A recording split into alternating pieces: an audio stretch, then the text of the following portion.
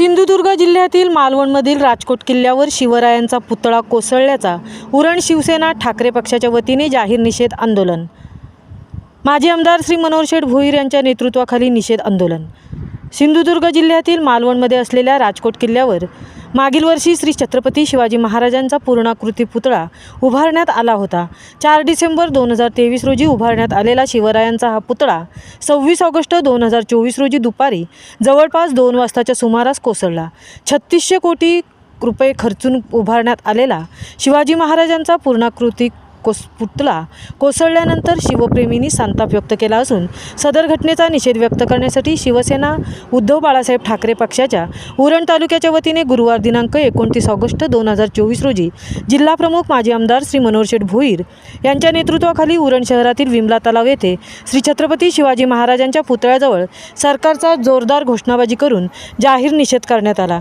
सदरवेळी उपजिल्हाप्रमुख श्री नरेश रहाळकर, माजी नगराध्यक्ष श्री गणेश शिंदे, उपतालुका प्रमुख श्री कमलाकर पाटील, श्री जयवंत पाटील, उपतालुका संघटक श्री रुपेश पाटील, श्री अमित भगत, उपशहर प्रमुख श्री कैलास पाटील, माजी नगरसेवक श्री निलेश भोईर, माजी शहर प्रमुख श्री महेंद्र पाटील, श्री निरंतर कदम, भावी सेनेचे जिल्हा संघटक श्री रोहिदास पाटील, युवा सेनेचे शहर प्रमुख श्री आशिष गोवारी, महिला आघाडीच्या संपर्क संघटिका वंदना पवार, उपतालुका संघटिका मनीषा ठाकूर, उपतालुका संघटिका सुजाता पाटील, माजी तालुका संघटिका रंजना तांडेल, विभाग संघटिका कल्पना गराडे, अल्पसंख्याक सेल तालुका अध्यक्ष हुसेना शेख, शहराध्यक्ष मुमताज भाटकर, उपाध्यक्ष रुबिना कुट्टी, शाखा संघटिका हसीमा सरदार, कविता गाडे, लता लवे, माजी शहर संघटक श्री महेश वर्तक, ग्राहक संरक्षण कक्षाचे शहर संघटक श्री संदीप जाधव, सोशल मीडिया समन्वयक श्री नितीन ठाकूर, नागाव सरपंच श्री CK गायकवाड, वाहतूक सेनेचे विभागाध्यक्ष श्री संतोष पाटील,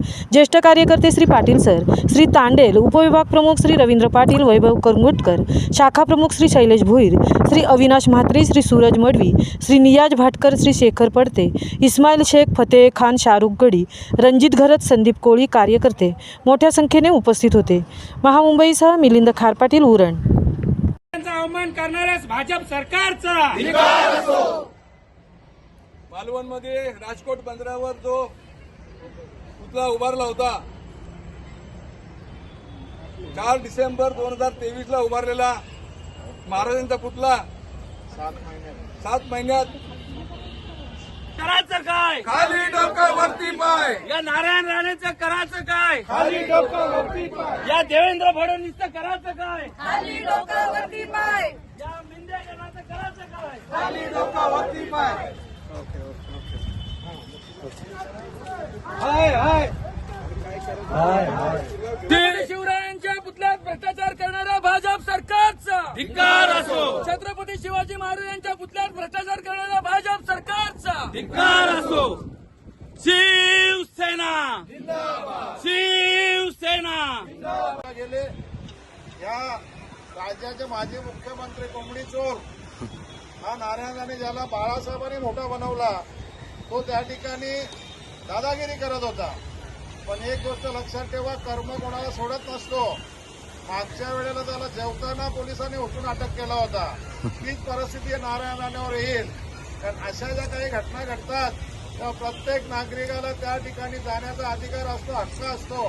आणि मग आमच्या एरियामध्ये या राजकोट किल्ला, सिंधुदुर्ग जिल्ह्यातील राजकोट किल्ल्यावर छत्रपती शिवरायांचा अश्वारूढ पुतळा हा उभारला होता।